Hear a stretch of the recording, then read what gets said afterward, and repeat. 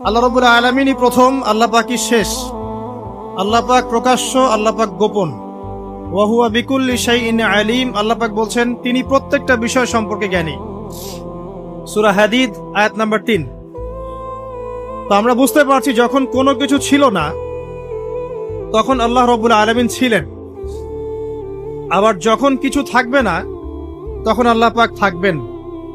কুল্লু মান আলাইহা ফান ওয়া ইয়াবকা ওয়াজহু রাব্বিকা যুল জালালি ওয়াল ইকরাম। সমস্ত কিছু ফানা হয়ে যাবে, শুধুমাত্র আল্লাহ রাব্বুল আলামিনের সত্তা, জাত এটা বাকি থাকবে। তার মানে আল্লাহ পাকই শুরু, আল্লাহ পাকই শেষ। আল্লাহর কোনো শুরু নাই, আল্লাহর কোনো শেষ নাই। এখন কেউ যদি প্রশ্ন করে যে আল্লাহ সবকিছু সৃষ্টি করেছেন, তাহলে আল্লাহকে কে সৃষ্টি করলো? নাউজুবিল্লাহ। তো তখন আমরা বলবো যদি কেউ আল্লাহকে সৃষ্টি করত তাহলে তো সেই সৃষ্টিকর্তা হয়ে যেত, তাই নয় কি? এভাবে এক এক করে যদি আমরা পিছনের দিকে যেতে থাকি তাহলে একটা পর্যায়ে গিয়ে তো আমাদেরকে থামতে হবে।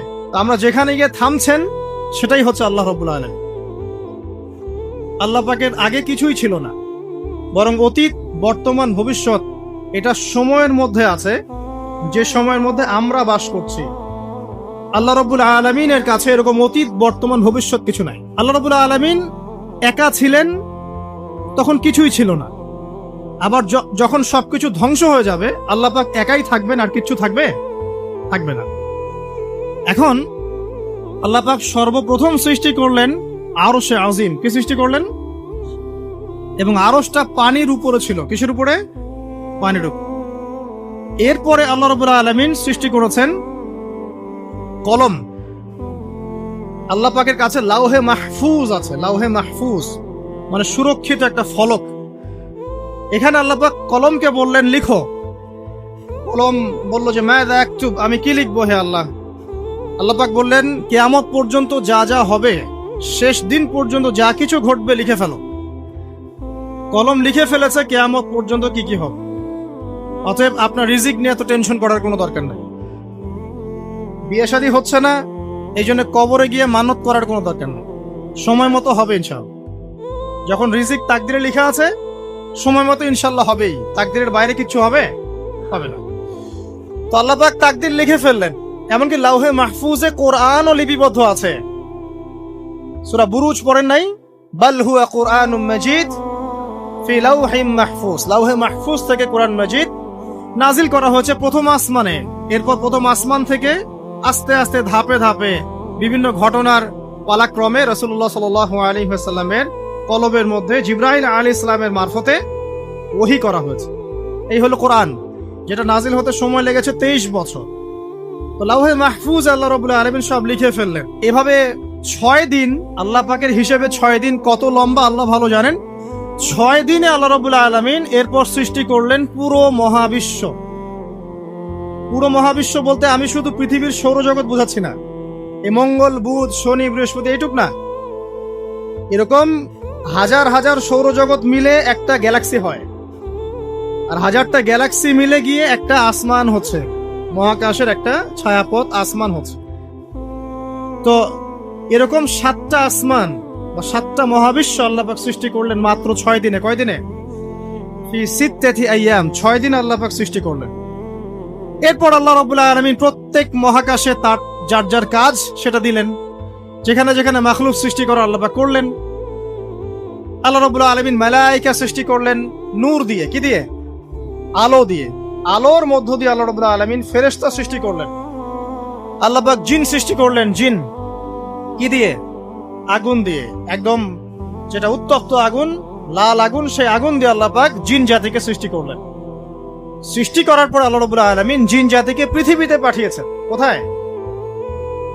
আর এখন মানুষ পৃথিবীতে যা করছে, জিন জাতীয় কিছুটা এরকমই কাজ করেছিল, বরং তার চেয়েও হয়তো বেশি করেছিল।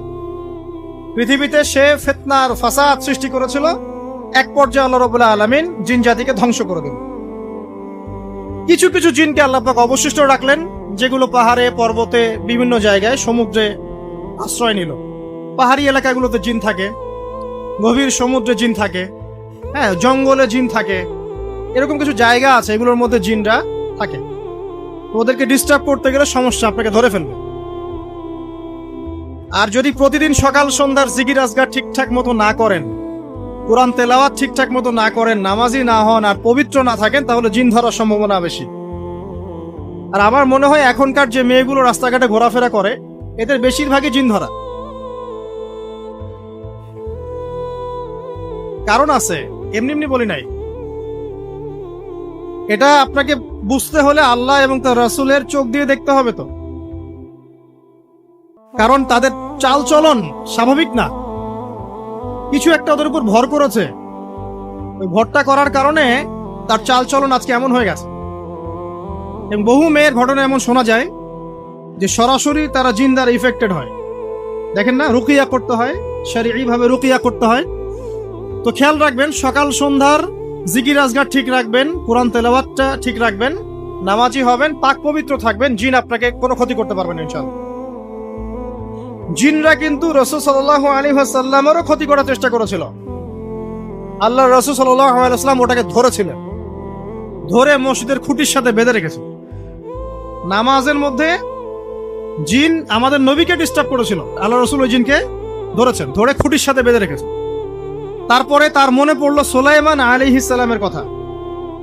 সুলাইমান আলাইহিস সালাম বলেছিল আল্লাহকে, আল্লাহ আমাকে যে ক্ষমতা তুমি দিয়েছো, আমার পরে কাউকে এই ক্ষমতা আর দিও না।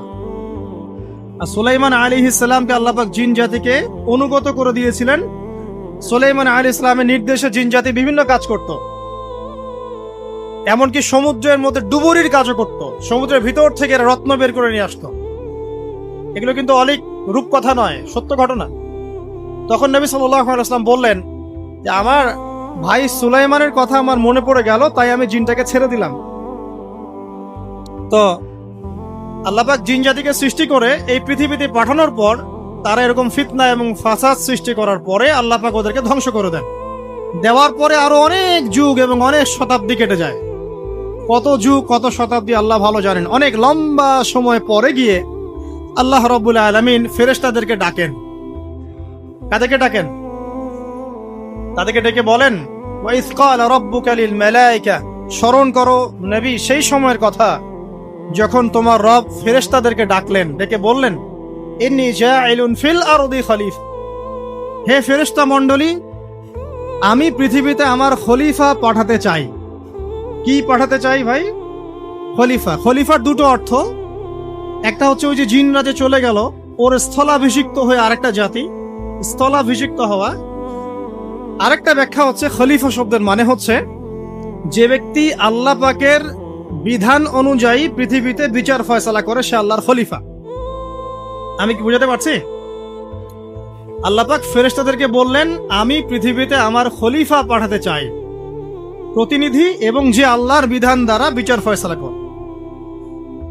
তখন ফেরেশতারা বলছেন, ক্বালু, ফেরেশতারা বলছেন, আতাজআলু ফিহা মান ইউফসিদু ফিহা ওয়া ইয়াসফিকু দিমা, হে আল্লাহ, আপনি কি এমন কোন সৃষ্টিকে আবার পৃথিবীতে পাঠাতে চান যে পৃথিবীতে গিয়ে ফিতনা ফাসাদ সৃষ্টি করবে অথবা রক্তপাত ঘটাবে? ফেরেশতারা এই কথা কিভাবে বলতে পারলো? হ্যাঁ, জিন জাতির অভিজ্ঞতার আলোক। ঠিক আছে। তখন আল্লাহ পাক বলছেন, ইন্নী আ'লামু মা লা তা'লামুন, দেখো আমি যা জানি তোমরা তা জানো না।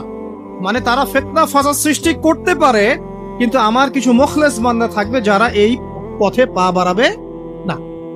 আচ্ছা, এবার আল্লাহ রাব্বুল আলামিন আদম আলাইহিস সালামকে সৃষ্টি করলেন।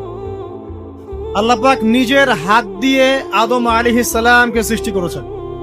সূরা সাদের মধ্যে আল্লাহ পাক বলেছেন, দেখুন মহাবিশ্বের কোন সৃষ্টির ব্যাপারে বলা হয়নি যে খলাকতু বিয়াদাই, আমি নিজ হাতে তাকে সৃষ্টি করেছি।